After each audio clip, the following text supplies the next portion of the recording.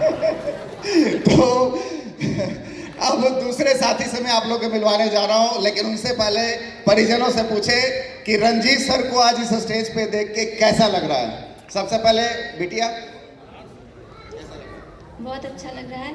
मैं sir Kritika Kumari from Kiul. आपको कैसा लग रहा है? बहुत खुश हूँ मैं सर, क्या बताऊँ, बहुत खुश हूँ आज। जय आसिया।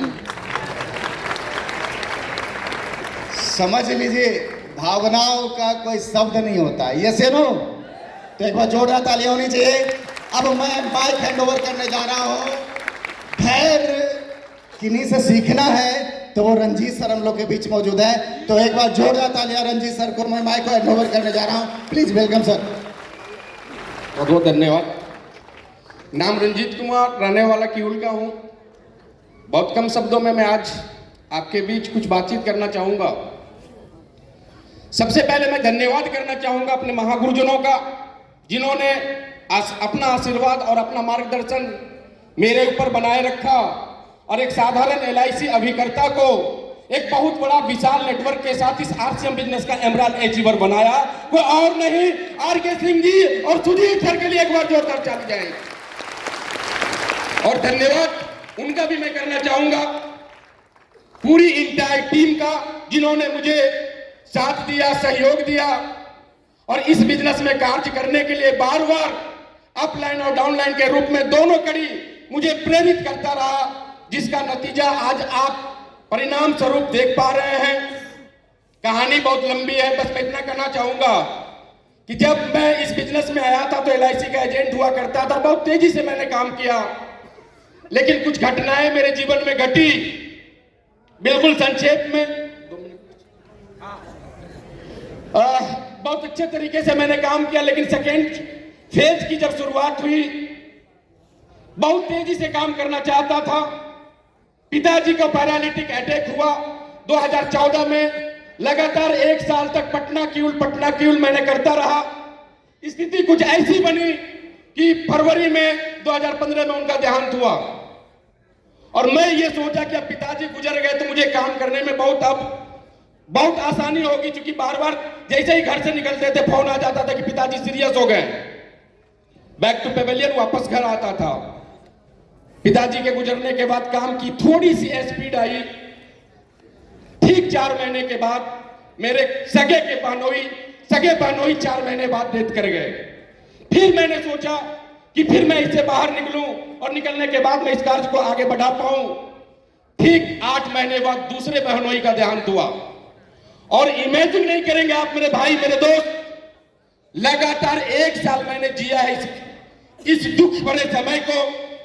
1 साल में 5 परिवार का देहांत हुआ, 1 साल में 5 लोगों का देहांत हुआ। मैं RCM को करना नहीं चाहता था, निकलना घर से नहीं चाहता था। मैं इतना दुखी होता था कि मैं लोगों के पास जाऊंगा तो लोगों को बताऊंगा क्या। पिताजी डेथ हो गए, बहनोई डेथ हो गया, मामा चले गए, भगना चला गया, कौन नहीं गया। लेकिन आज भी वो एक शब्द याद है मुझे, जो इस RCM बिजनेस को करने के लिए बाध्य किया। वो को और नहीं, सुजीत जी का वो शब्द था। अगर आप चाहें तो मैं बता दूं क्या? सर का जब मेरे पास एक फोन आता है कि रंजीत जी आप घर में बैठे रहेंगे तो क्या होगा?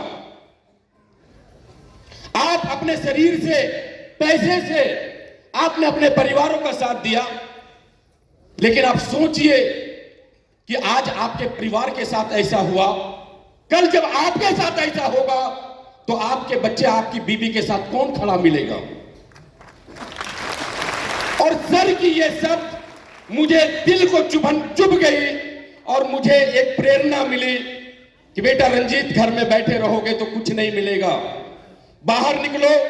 और सर के शब्द को सुनने के बाद मैं पहली दफा सर झुका के रांची शहर गया था। मैं जाकर के वहां क्या मीटिंग लूंगा, क्या बोलूंगा, लेकिन रांची शहर का मेरा जाना, वहां की टीम लीडर से मेरा मिलना, उन लोगों ने मेरे अंदर उत्साह भरा और उत्साह भरने के बाद मैंने फिर से कड़ी मेहनत के साथ इस व्यापार को आगे से आगे बढ़ाता गया। और आज यहाँ पे एक मैसेज के तौर पे बस इतना ही कहना चाहूंगा मेरे दोस्त, मेरे भाई, स्थितियां एक समान नहीं होती। कभी आपका व्यापार चलेगा, कभी आपका व्यापार नहीं चलेगा। मत घबराइएगा आप। अगर आपका लक्ष्य, आपका मंजिल आपके दिल में तय है तो गारंटी है कि आप वहां से उठ के यहां आएंगे। यह मैं भरोसा और आपको विश्वास दिलाता हूं।